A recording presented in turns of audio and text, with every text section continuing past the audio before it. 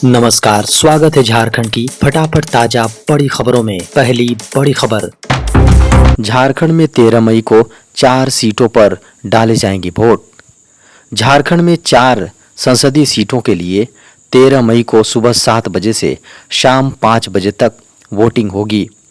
बता दें कि चौथे चरण में 64,37,460 वोटर अपने मत का प्रयोग करेंगे।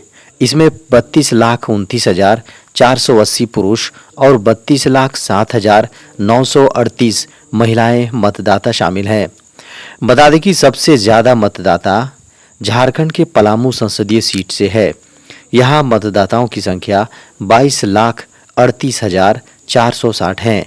वहीं लोहरदगा में 14,36,351 और सिंहभूम में 14,41,841 और खूंटी में 13,20,808 मतदाता 13 मई को वोटिंग करेंगे। झारखंड में 13 मई को खुलेंगे स्कूल, आदेश हुआ जारी। झारखंड सरकार ने आदेश जारी कर झारखंड के सभी विद्यालयों को 13 मई से कक्षाएं फिर से शुरू करने की अनुमति दी है। झारखंड में भीषण गर्मी के मद्देनजर 29 अप्रैल से 8वीं तक की कक्षाओं को निलंबित कर दिया गया था। बता दें कि विद्यालयों में 9वीं से लेकर 12वीं तक के छात्रों के लिए सुबह 7 बजे से पूर्वाह्न 11:30 बजे 11 बजे तक कक्षाओं की अनुमति दी गई थी, जिसमें प्रार्थना सभा, खेल और अन्य गतिविधियों की मनाही थी। स्कूली शिक्षा और साक्षरता विभाग द्वारा जारी आदेश के अनुसार मौसम में बदलाव को देखते हुए सरकारी, गैर सरकारी सहायता प्राप्त और गैर सहायता प्राप्त तथा सभी प्राइवेट विद्यालयों में किंडरगार्टन से ऊपर की कक्षाएं 13 मई से विद्यालयों के निर्धारित समय के अनुसार संचालित होंगी। झारखंड की राजधानी रांची के धुरवा डैम में नहाने के दौरान डूबे 2 छात्र।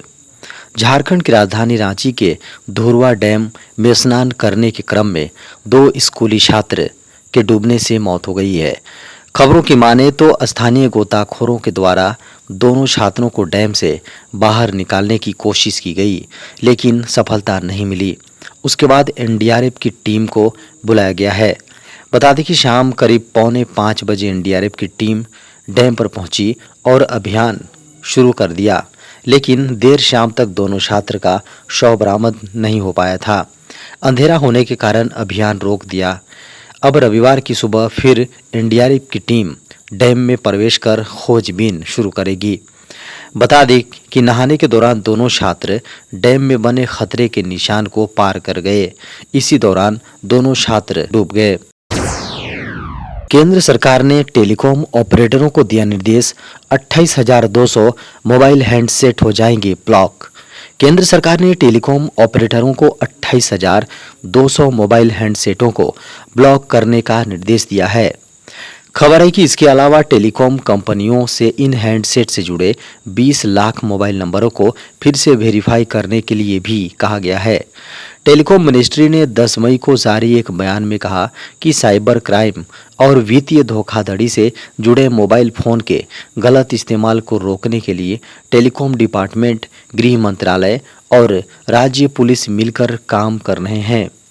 टेलीकॉम मिनिस्ट्री ने कहा है कि इन विभागों के एक साथ काम करने का उद्देश्य धोखेबाजों के नेटवर्क पर रोक लगाना है, जिससे कि देश के लोगों को डिजिटल खतरों से बचाया जा सके। गृह मंत्रालय और राज्य पुलिस द्वारा की गई जांच में सामने आया है कि साइबर क्राइम में 28,200 मोबाइल हैंडसेट का गलत इस्तेमाल किया गया था। इस वित्त वर्ष में रिजर्व बैंक से मिलेंगे 1 लाख करोड़ रुपए। पिछले महीने से शुरू हुआ नया वित्त वर्ष सरकारी खजाने के लिए शानदार साबित हो सकता है।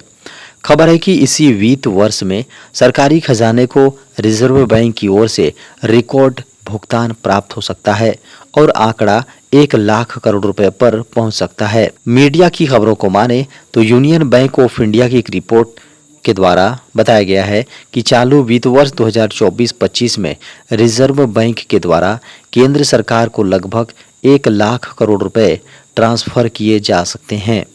इस रिकॉर्ड ट्रांसफर के लिए सबसे प्रमुख जिम्मेदार फैक्टर आरबीआई के द्वारा सरकार को दिए जाने वाले डिविडेंड को माना जा रहा है।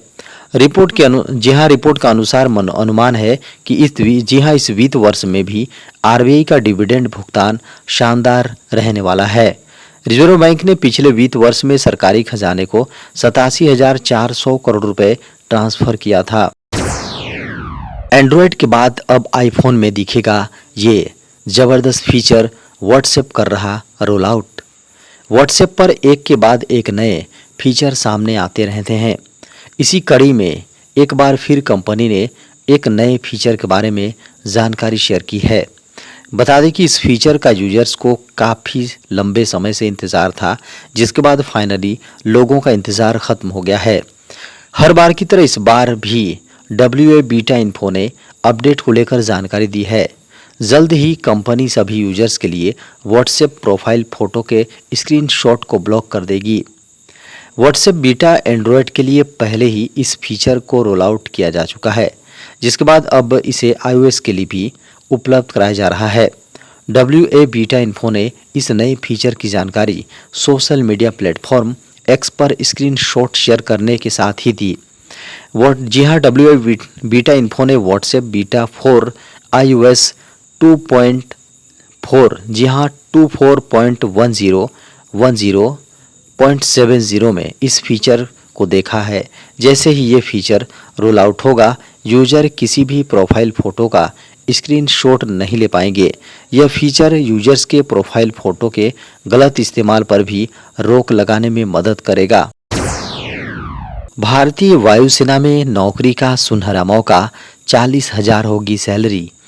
भारतीय वायुसेना यानी इंडियन एयरफोर्स में नौकरी पाने का सुनहरा मौका है। बता दें कि नौकरी पाने का सपना हर युवाओं के दिलों में होता है। अगर आपका भी सपना एयरफोर्स में नौकरी करने का है तो यह सुनहरा अवसर है। इसके लिए भारतीय वायुसेना ने अग्निवीर वायु के तहत म्यूजिशियन के पदों पर भर्ती के लिए वैकेंसी निकाली हैं। जो भी उम्मीदवार इन पदों पर आवेदन करने का मन बना रहे हैं तो आधिकारिक वेबसाइट agnipathvayu.cdac.in के माध्यम से अप्लाई कर सकते हैं। अविवाहित पुरुष और महिला उम्मीदवार अग्निवीर वायु म्यूजिशियन के लिए भर्ती परीक्षा में भाग ले सकते हैं। बता दें कि भारतीय वायुसेना अग्निवीर के लिए आवेदन प्रक्रिया 22 मई से शुरू होगी। इसके लिए उम्मीदवार 5 जून तक या उससे पहले अप्लाई कर सकते हैं। यह भर्ती परीक्षा आधिकारिक नोटिफिकेशन में दिए गए स्थान पर 3 जुलाई से 12 जुलाई 2024 के बीच आयोजित की जाएगी। बता दें कि उम्मीदवार जो भी इन पदों के लिए अप्लाई करने का विचार कर रहे हैं, उनके पास किसी भी मान्यता प्राप्त बोर्ड या संस्थान से न्यूनतम उत्तीर्ण अंकों के साथ कक्षा 10वीं पास होना चाहिए। एलन मस्क ने अप्रैल में भारत में बैन किए लाखों अकाउंट्स। एलन मस्क के मालिकाना हक वाला सोशल मीडिया प्लेटफॉर्म X ने अपनी कंप्लायंस रिपोर्ट जारी की है। इस रिपोर्ट में कहा गया है कि कंपनी ने भारत में पॉलिसी उल्लंघन को लेकर 1,84,241 अकाउंट्स बैन किए हैं। यह आंकड़ा 26 मार्च से 25 अप्रैल 2024 के बीच का है। इनमें ज़्यादातर अकाउंट बाल यौन शोषण और नॉन कॉन्सेक्सुअल नग्नता को बढ़ावा देने वाले थे। माइक्रो ब्लॉगिंग प्लेटफॉर्म ने देश में आतंकवाद को बढ़ावा देने के लिए 1,303 अकाउंट्स को भी हटा दिया। कुल मिलाकर X ने इस दौरान 1,85,544 खातों पर बैन लगाया है।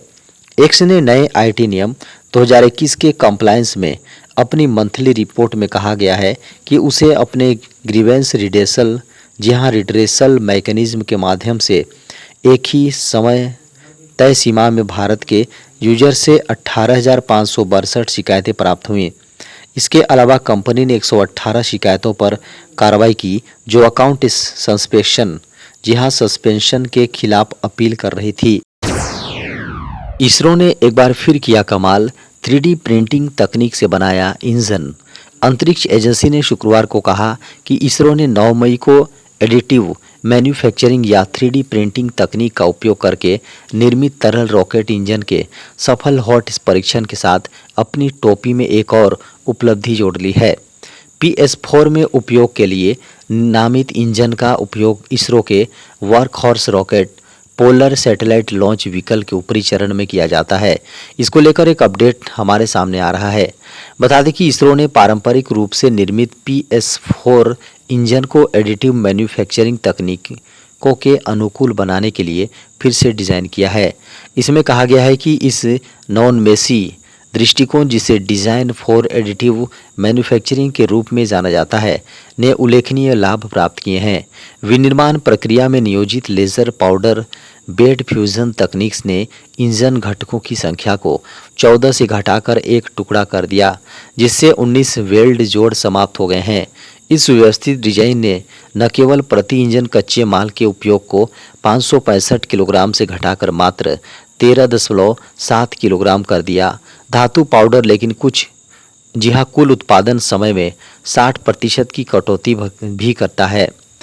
PS4 इंजन जो ऑक्सीडाइजर के रूप में नाइट्रोजन टेट्रोक्साइड और ईंधन के रूप में मोनोमिथाइल हाइड्रोजन के द्विपरणोदक संयोजक का उपयोग करता है, इसरो के तरल प्रणोदन प्रणाली केंद्र द्वारा विकसित किया गया था।